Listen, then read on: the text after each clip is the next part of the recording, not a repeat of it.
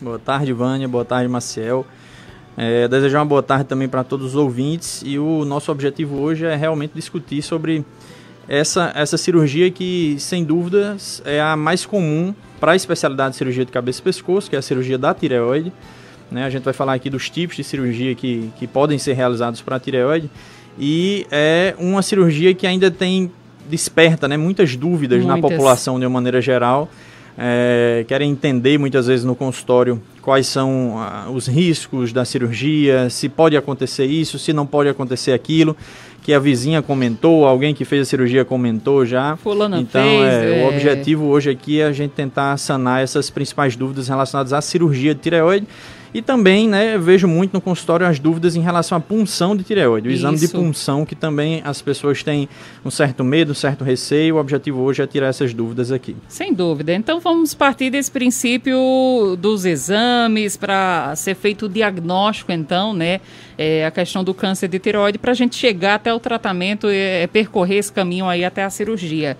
Para você analisar, fazer aquele rastreio, então, do câncer de tireoide, quais são os exames e onde entra a indicação da punção? O que é a punção, doutor Erickson? Isso, muito, muito importante, porque realmente, às vezes os pacientes acham que todo nódulo de tireoide, descobrir um nódulo na tireoide, ele deve ser puncionado. Uhum. E realmente a punção, ela tem indicações mais específicas e não é um exame que é realizado para todos. Apesar de ser um exame bastante seguro e eficaz, né, um exame feito sem anestesia muitas vezes, ou com uma pequena anestesia local, mas um exame rápido e que o paciente faz no consultório, não precisa de internamento hospitalar e vai para casa logo após a realização do exame. As principais indicações para a realização de punção são naqueles pacientes com nódulo de tireoide, mas esses nódulos a gente usa como indicação para puncionar basicamente dois parâmetros, que são o tamanho do nódulo e as características, né, que são dadas através da ultrassonografia, né, as características que o médico ultrassonografista que fez o exame da tireoide informa para a gente. Então, esses são os dois principais. Lógico que levamos em consideração também outros fatores, como história familiar de câncer de tireoide. Então, aquela pessoa que tem na família história de uma irmã ou a mãe que já teve câncer de tireoide, ou seja, parentes de primeiro grau, vale a pena realmente ter uma atenção maior nesse tipo de pacientes. E idade também. Então a gente sabe que os nódulos são mais comuns a partir dos 40, 50 anos, né, no sexo feminino, e que esses nódulos a partir da quinta década de vida, ou seja, acima dos 50 anos, existe uma chance maior desses nódulos serem malignos. Então as mulheres com história familiar acima de 50 anos e que tenham, né, nódulos na tireoide com tamanho superior a 1 centímetro ou superior a 1,5 centímetro, né? Porque eu vou dizer a diferenciação, porque assim, nódulos que têm acima de 1 centímetro, mas que na ultrassom tem características lá que façam a gente suspeitar de malignidade, como presença de microcalcificações, ou então a vascularização no estudo do Doppler, na ultrassom, ser uma vascularização central. Essas são as características, por exemplo, que fazem a gente suspeitar de uma malignidade naquele nódulo. Então, a partir de 1 centímetro, com características suspeitas, indicamos punção. Os nódulos que têm acima de 1,5 centímetro, de uma maneira geral, via de regra, nós acabamos indicando uma primeira punção, mesmo que seja para fazer um rastreio, né, para identificar aqueles possíveis nódulos que possam ser malignos e fazer o acompanhamento do paciente. Então, assim, de maneira geral, nódulos acima de 1 centímetro suspeitos ou qualquer nódulo acima de 1,5 para se ter pelo menos um exame inicial. Certo. Agora, vocês sempre falam, quando eu digo a classe médica sempre fala do histórico familiar. Isso é uma regra ou tem para o câncer de tireoide especificamente que estamos falando? Existe também os casos sem nenhum histórico familiar? Com certeza. Para o câncer de tireoide especificamente, na verdade, uma boa parte dos cânceres, né, então não são todos os tipos de tumores que têm relação familiar, mas uma boa parte deles tem uma relação de hereditariedade, né? Então, assim, no câncer de tireoide especificamente, o fator familiar é muito importante, né? Além disso, existem algumas síndromes genéticas também, que aí não tem hereditariedade, mas que podem acontecer, né, vindos, né, passando de pai para filho, mas não que tem um histórico longo dentro da família. Então, algumas síndromes, como síndrome de Lynch, neoplasia endócrina múltipla, que são algumas síndromes raras, que também podem estar relacionadas ao câncer de tireoide e outros tipos de câncer também. Mas naquelas pessoas que têm histórico familiar, parentes de primeiro grau principalmente, com câncer de tireoide, nós temos sempre uma atenção especial e fazemos um rastreio com a idade mais reduzida. Certo. Talvez seja uma das mais frequentes perguntas nos consultórios, é se a punção dói. Essa pergunta é realmente uma das mais frequentes. E ouvi essa pergunta há 2 horas atrás, por exemplo. Imagino. Então é bem comum. É um dos principais receios do paciente, porque assim, apesar de ser um exame realizado com agulha fininha, que é a mesma agulha que a gente usa para coletar sangue, por exemplo, quando vai fazer um exame de sangue. Mas o que chama a atenção para o paciente é porque é uma agulha daquela no pescoço, né? Então sempre o paciente fica com mais receio, porque é a localização do exame, né? Então a dor é bem semelhante a uma dor de quando se está coletando um exame de sangue. Então, porque é a mesma agulha, uma agulha fininha, que a gente, através do exame de ultrassonografia, durante a punção, a gente usa também o aparelho de ultrassom, identifica onde está o nódulo. Na tela lá do aparelho de ultrassom, a gente vê onde é que está localizado o nódulo e aí sim vai entrando com a agulha lá no pescoço e guiando a sua agulha através da ultrassonografia, né? Por isso que o nome do exame é punção aspirativa guiada por ultrassom, né? Então ele é um exame que é guiado através do exame de ultrassonografia. Então lá na tela a gente identifica o nódulo, identifica a agulha entrando no nódulo, então a gente tem certeza que coletou material de lá de dentro do nódulo. Então isso dá segurança para que o diagnóstico também seja feito da forma correta. A gente tenta pegar material de todas as partes do nódulo, então por isso algumas vezes o médico muda um pouco de direção a agulha, vira ela um pouquinho para o lado, um pouquinho do outro, porque ele está vendo na tela e tenta coletar material do nódulo inteiro. Exato. Porque às vezes o nódulo é grande, por exemplo, um nódulo de 2, 3 centímetros.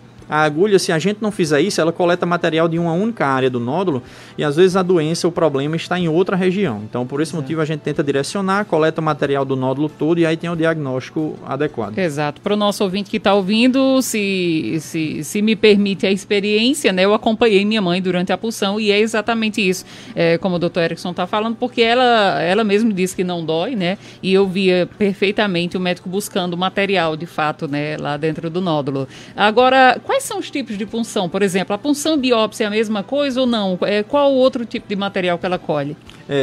A punção que a gente mais utiliza para a tireoide, a gente chama de PAF, né? É uma sigla, né? Que significa, na verdade, punção aspirativa por agulha fina, né? Que é aquela punção que a gente faz, é mais comum, né? Essa punção é muito pouco arriscada, porque como a agulha é muito fininha, então assim, dificilmente a gente vai ter sangramentos. Isso acontece mais naqueles pacientes que usam anticoagulantes, já usam remédios para coagulação sanguínea, mas é muito raro de acontecer. A punção, ela já consegue nos dar o material necessário para que o patologista, que é o médico, então assim, para o paciente entender, normalmente o cirurgião do cabeça e pescoço ou o ultrassonografista coleta esse material, mas quem analisa esse material é um outro especialista médico, né, que chama-se patologista. Esse material é enviado para o patologista, na verdade a gente consegue tirar ali com aquela agulha algumas células, então assim, pouca coisa, uma pouca quantidade de material, mas que o patologista já consegue analisar e consegue dizer se aquele nódulo é suspeito ou não. Tanto que a punção aspirativa, ela não consegue definir o diagnóstico do paciente. Ele dá para a gente uma suspeita de câncer. Então ele vai dizer lá, de acordo com uma escala que a gente chama de Bethesda, uma escalazinha que vai de 1 a 6, ele diz o nódulo que chega mais próximo do 6 é um nódulo com maior suspeita de malignidade. O nódulo que fica mais próximo do 0 é o nódulo que ou não pode ser identificado ou não tem suspeita nenhuma de malignidade, né? Então, a partir dessa escala, o colega classifica, o patologista classifica nessa escala e envia para o médico cirurgião e a gente interpreta esse exame dizendo ao paciente, o nódulo é suspeito de ser câncer, temos que tratar com cirurgia, que é o principal tratamento para o câncer de tireoide ainda. Então, a coleta desse material é feita por esse exame que chama PAF, punção por agulha fina. Existem outros tipos de punções que é chamada de core, que é uma punção com agulha mais grossa. Essa punção é pouco realizada no pescoço. É muito realizada na mama, por exemplo. Então, a punção da mama não é realizada normalmente pelo PAF. É realizada com agulha mais grossa, que chama core, que ela tira um fragmento de tecido e não só células. Então, no pescoço, isso geralmente não é feito porque o pescoço é muito mais vascularizado, existe um risco maior de sangramento, formação de hematomas. Então, na punção do pescoço, utilizamos a agulha fina e a retirada de uma pequena quantidade de material só. Exatamente. Agora, no início da nossa conversa aqui, você falava exatamente sobre essa indicação da punção, né? A questão de malignidade, né? E o nosso ouvinte sempre nos pergunta isso durante as entrevistas aqui, que é exatamente, pediu o paciente, ele já vai assustado, né? Pediu a punção, é malignidade, é uma suspeita de malignidade? É muito, muito comum também isso aí. O paciente assusta quando a gente solicita a punção. Mas, doutor, eu preciso mesmo fazer, porque além do susto, do medo de fazer o exame, de realizar o exame, é o medo do diagnóstico, né? Então, assim, eu sempre procuro orientar os pacientes que nem sempre o médico pede o exame para confirmar uma doença. Às vezes a gente pede para descartar uma doença. Então, assim, e é o principal objetivo, né? Lógico que a suspeita clínica, ela vem antes da solicitação até do exame, mas, assim, a gente tem que conversar com o paciente, eu tento sempre conversar, explicar para ele bem o que é que está acontecendo ali, ó. Eu vi esse nódulo na ultrassom, existe uma suspeita e por isso eu estou pedindo a punção. Ou então, eu vi um nódulo na ultrassom que é grande, mas não tem nenhuma suspeita de malignidade pela ultrassom, mas a gente vai solicitar a punção para poder fazer seu acompanhamento da forma adequada. Claro. Então, tem essas duas situações. Nem sempre o exame é para confirmar um câncer, por exemplo. Exatamente, né? Agora, a cirurgia da tireoide, por exemplo, como é realizada a cirurgia da tireoide, né? Ela pode ser parcial ou total? Quais as indicações para ela ser parcial ou ela ser total? Um questionamento sempre dos pacientes, você vai entender que existe questionamento das duas formas. Sim. Primeiro, doutor, eu posso realizar minha cirurgia só parcial? Quando é que nós indicamos a tireoidectomia parcial, né? Quer dizer, na verdade, quais são as principais indicações de cirurgia de tireoide?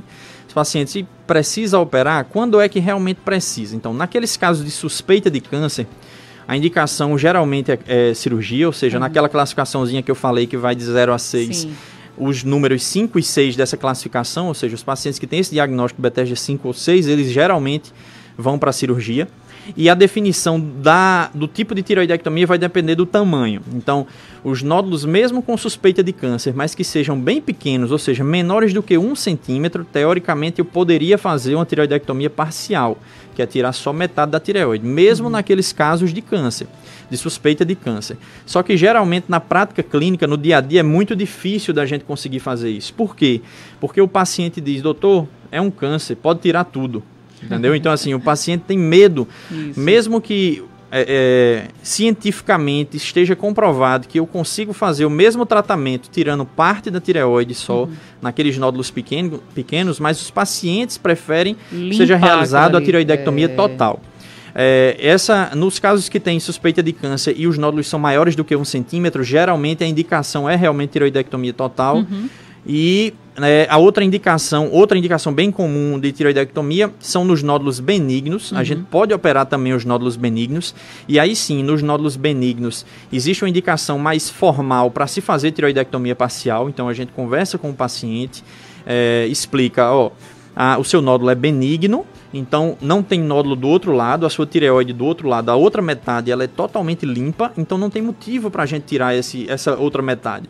A gente vai tirar só a metade onde está o nódulo maior. E aí é uma indicação de tireoidectomia parcial. E por que operar esses pacientes que têm nódulos benignos, né, já que são benignos? A gente opera nas seguintes situações.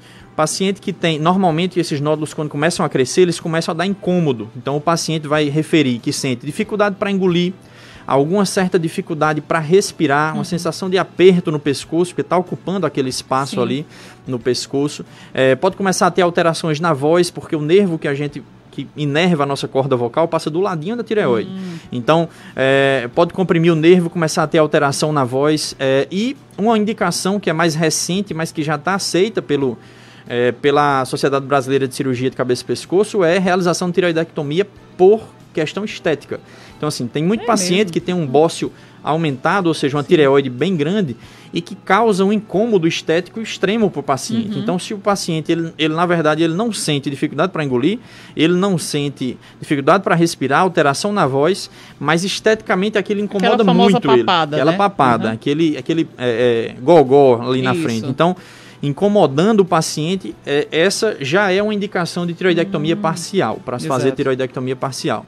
Então, outra indicação é nos casos de hipertireoidismo. Então, aqueles pacientes que têm a função tireoidiana aumentada, a gente tem umas alternativas de tratamento antes da cirurgia, mas caso exista falha dessas tentativas, pode-se também fazer cirurgia da tireoide. Que são esses casos, por exemplo, que a gente diz muito quando os pacientes dizem, não, eu tenho, mas a minha não é da que opera, não. São esses casos, né? Exatamente. Por exemplo, o hipertireoidismo, a gente pode usar o iodo radioativo para tratar, sem precisar de cirurgia. Só que tem pacientes que, mesmo com o uso do iodo, a ablação, né, com o iodo radioativo, ela não é eficaz. O paciente continua com hipertireoidismo, ele é refratário, que a gente chama ao tratamento com iodo. E aí esses pacientes podem necessitar de cirurgia. Então, algumas vezes não é necessária cirurgia, o paciente diz, eu tenho tireoide, mas não é de cirurgia, não é de operar. E como é durante a cirurgia, claro, e como é o pós-cirúrgico, por exemplo, os cuidados, o paciente ele vai poder se alimentar normalmente e depois sai da sala de cirurgia, como funciona? Sim, normalmente é uma cirurgia que tem uma chance de um risco cirúrgico muito baixo. A gente estima que seja um risco de complicações de 0,4% até 5%. Lógico que quando é feita a cirurgia em mãos de profissionais experientes, capacitados para fazer a cirurgia de tireoide, especialistas naquilo ali, que é o caso da cirurgia de cabeça e pescoço, esse risco de complicação a gente puxa para baixo, ou seja, traz para próximo de zero realmente. Então, é uma cirurgia que tem complicações, risco como qualquer outra, mas é uma cirurgia que tem realmente um risco de complicação bem baixo. É feita uma incisão no pescoço, né? Então, um corte na região do pescoço. Se todo mundo aí que está ouvindo em casa olhar no espelho, a gente tem umas dobrinhas no pescoço, tem umas marquinhas no pescoço. E a incisão, o corte, a gente posiciona bem numa marquinha dessa. Então, no pós-operatório, depois que cicatriza, não dá praticamente para ver. A sutura, né, os pontos, não se dá... Hoje em dia, né, praticamente não se usam mais os pontos externos. Verdade. Então, assim, a gente não dá aquele ponto preto de nylon por fora, que fica aquela cicatriz feia. Se faz uma sutura por baixo da pele, que chama intradérmica, é uma sutura que não ficam aparentes os pontos e não precisa tirar pontos. O organismo mesmo absorve aquilo ali. Então, assim, o resultado estético é muito bom, já que essa é uma das preocupações, tendo em vista que o principal público são as mulheres, né? Claro. Então, é uma cirurgia que dura em torno, né, de 1 a 2 horas de duração, é o tempo normalmente de uma tireoidectomia total, né, falando da tireoidectomia total, e é feito com anestesia geral, e o paciente, depois da cirurgia, vai para o quarto, né, sem necessidade de UTI, sem necessidade de nenhum cuidado a mais. Ele vai para o quarto dele, fica com o acompanhante lá, com a pessoa que está acompanhando, recupera da anestesia e poucas horas depois da cirurgia ele já volta a se alimentar normal pela boca, volta a falar normal, né, uma dúvida bem frequente também. As pessoas às vezes acham que quem opera tireoide não fala mais, não pode falar. É verdade. Ou que não pode falar depois da cirurgia, ou que não vai falar nunca mais, vai perder a voz, né? Que é outro mito, né? Então, a voz, ela pode se alterar depois da cirurgia de tireoide, porque, como eu falei, a gente mexe num nervinho, que é o nervo da voz, fica do lado da tireoide. Mas, normalmente, na grande maioria dos casos, a voz volta totalmente ao normal, né? Até... aproveitar aqui, não sei se estão me ouvindo aí, mas 2 pacientes operamos semana passada aqui no São Francisco, aqui em Patos, né? Foram inclusive as 2 primeiras tireoidectomias por câncer, né, realizadas em Patos, aqui, né? Nunca, né, no São Francisco não tinha sido realizado nenhuma tireoidectomia por câncer aqui em Patos, então esses pacientes tinham que realmente se deslocar para Campinas, João Pessoa, para poder realizar esse tipo de tratamento. E hoje em dia, né, a gente já consegue realizar aqui em Patos, né, já consegue realizar. Nós aqui criamos um grupo aqui de médicos que procura tratar câncer aqui em Patos, né, que em breve até vamos ter as instalações da nossa clínica, ali vai chamar Oncopatos, né, eu e o Dr. Ostenildo, que também todo mundo conhece aqui na cidade, cirurgião oncológico, fizemos essas 2 primeiras tireoidectomias por câncer aqui semana passada. vi esses pacientes hoje no consultório bem, sem nenhuma alteração na voz, sem nenhuma queixa, tranquilas. Então, assim, é uma cirurgia que normalmente uma semana as pacientes já estão muito bem, com 15 dias o paciente já praticamente volta à vida normal, não tem necessidade de ficar acamada, nem tendo muita ajuda para fazer as coisas, então é uma cirurgia de recuperação bem rápida. Exatamente. Não sei se é um mito ou se é uma verdade, mas depois de tirar a tireoide, depois de fazer a cirurgia, engorda? Muita mulher pergunta, né? É bem comum essa pergunta também, mas peso, né? É mito. É mito também. Na verdade, a tireoide, ela produz um hormônio, né, que é muito importante em todas as reações metabólicas do nosso organismo, mas quando a gente tira a tireoide, a gente faz a reposição desse hormônio. Então, teoricamente, é como se ela tivesse a tireoide ainda. Exato. Então, assim, a retirada da tireoide, eu disse que é mito, mas com uma condição, que a paciente esteja bem controlada dos hormônios. Então, se ela retirou a tireoide, mas mantém o acompanhamento com o cirurgião de cabeça e pescoço, com o endocrinologista, né? Por sinal, esse acompanhamento é sempre conjunto entre o cirurgião de cabeça e pescoço e o endocrinologista. Então, se ela mantém o acompanhamento, as dosagens hormonais e o valor da medicação da maneira correta, a dose da medicação da maneira correta, ela tem a mesma condição de engordar de qualquer outra mulher. Exato. Então, assim, não é porque fez a cirurgia de tireoide que vai engordar, nem porque fez que vai emagrecer. Se manter o controle adequado, isso aí não vai mudar. Exato. Agora, como você disse, a questão de reposição hormonal e tudo mais. Depois da cirurgia, como é viver sem a tireoide? As modificações na qualidade de vida da paciente são bem pequenas, na verdade. No pós-operatório imediato, a única coisa que a gente pede é para o paciente não pegar peso, lógico, toda cirurgia não tem essa recomendação, e não baixar a cabeça demais, né? Para também não aumentar o fluxo sanguíneo nessa região e evitar que assim forme hematomas. Isso. O restante pouco muda na vida do paciente. Isso no pós-operatório imediato, ou seja, nos primeiros dias ali. Depois que passarem mais alguns dias, a paciente já vai estar liberada para fazer todas as suas atividades habituais, trabalhar, pegar peso, fazer atividade física, todas as suas atividades habituais. E a única modificação que ela vai ter é tomar todo dia de manhã em jejum o comprimidozinho da tireoide, que é o hormônio lá, a levotiroxina, que é o remédio que a gente usa para a tireoide. Somente. Nos casos de pacientes com câncer de tireoide, a gente avalia a necessidade de fazer a iodoterapia ou não. Isso depende, lógico, do resultado da biópsia, né? Quando sai a biópsia da cirurgia, a gente define se vai ter necessidade ou não de realização da iodoterapia. Mas, a princípio, a única modificação na vida da paciente é usar o hormônio da tireoide. Exatamente, né? A chance de recidiva é nos casos de quem fez somente parcial, né? E existe ou é igual a qualquer tipo de câncer? Existe a chance de recidiva, nos casos de câncer, né? Sim. E mesmo nas pacientes que fizeram tireoidectomia total. É mesmo? Isso para aquelas pacientes que têm os tumores que a gente chama de alto risco, que são tumores grandes, né, que tenham sinais pela biópsia. Por isso que eu disse que o resultado da biópsia é que define o iodo, por exemplo. Porque a biópsia vai dizer pra gente se aquele tumor ele é bem delimitado, se ele é encapsulado, se tem invasão dos vasos sanguíneos, né, ou linfáticos ali próximos da tireoide. Então essas informações a gente vai usar para definir a necessidade de fazer iodoterapia ou não. E essas informações também vão ser importantes justamente para definir se o paciente tem chance de recidiva. Então é por isso que todo paciente que opera de câncer de tireoide, ele deve manter o acompanhamento com o cirurgião de cabeça e pescoço e o endocrinologista durante um longo tempo. Então esse paciente, meus pacientes pelo menos, eles ficam vindo para mim uma vez por ano, pelo menos, isso quando está mais adiantado, né? Mas pelo menos uma vez ao ano para a gente repetir a ultrassonografia, ver se não tem surgimento de nenhum nódulo. Então, assim, mesmo tirando a tireoide, a gente continua fazendo ultrassom do pescoço para ver se tem algum linfonodo aumentado que faça a gente pensar em recidiva. Exatamente. Doutor Erickson, o que é a terapia-alvo? E ela pode ser utilizada para a tireoide, para o câncer de tireoide?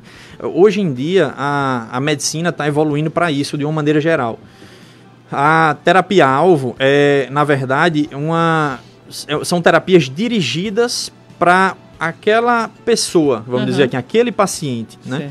Então, hoje em dia a gente trata as doenças de uma maneira geral. Câncer de tireoide, então trata o câncer de tireoide de uma maneira geral. Mas a gente já sabe hoje que, com os avanços de estudos genéticos, que o câncer de tireoide ele se comporta de maneiras diferentes em todas as pessoas. Claro. Então, em dois pacientes que têm o mesmo tipo de tumor, mas ele vai ter um comportamento em uma pessoa diferente da outra. Então, hoje em dia, já existem terapias-alvo específicas para o câncer de tireoide. Infelizmente, ainda está um pouco longe da nossa realidade aqui, porque são estudos... são terapias iniciais, em fases iniciais ainda, que estão sendo usadas já, mas em fase bem inicial, e que não são tanto a nossa realidade, mas que o futuro é tratar a doença especificamente para aquele padrão genético daquela pessoa que está sendo tratada. Então, é a que a Ana Maria Braga usou? Também, exatamente. Tem imunoterapia também que ela usou, né? Ela usou. Agora, a imunoterapia, ela difere um pouco da terapia-alvo, porque a imunoterapia ela não leva em consideração o padrão genético da pessoa. Sim, exato. O objetivo é justamente estudar geneticamente a população de uma maneira geral para você desenvolver medicações que tratem aquele tipo de padrão genético de cada pessoa. Aquele indivíduo, né? Que é um Aquela organismo. pessoa, Exatamente. Importante, muito importante, né? Mas nosso tempo está voando por aqui, o nosso VAR já deu o sinal, né? Doutor Arikson, queria muito lhe agradecer, né? Desejar uma boa semana de trabalho. Estamos aí na segunda-feira iniciando mais uma semana, né? E venha sempre, né? Aqui ao Saúde no Rádio. Até o próximo programa. Obrigada por esclarecer mais uma vez. Ainda tem dúvida, viu? Tem muita dúvida desses assuntos. Vamos ter outras oportunidades. Volte no próximo programa. Uma boa semana, viu? Bom trabalho. Obrigado, eu agradeço, né? Desejo uma boa tarde para todo mundo que está ouvindo. E hoje foi um dia importante até esse programa. Usei o programa hoje para tirar dúvidas de uma paciente que vai se submeter à cirurgia de tireoide. E estava com dúvidas nesse assunto especificamente. Disse, escuta lá o rádio que hoje eu vou falar sobre isso lá. Então um abraço aí para Rosinaide. Um abraço. Ela vai fazer o tratamento? Vai fazer cirurgia. Então mês que vem. Boa sorte. Olha, está em boas mãos, viu? Um abraço para você. Boa cirurgia. Obrigada. Até o próximo programa, viu? Tchau, tchau.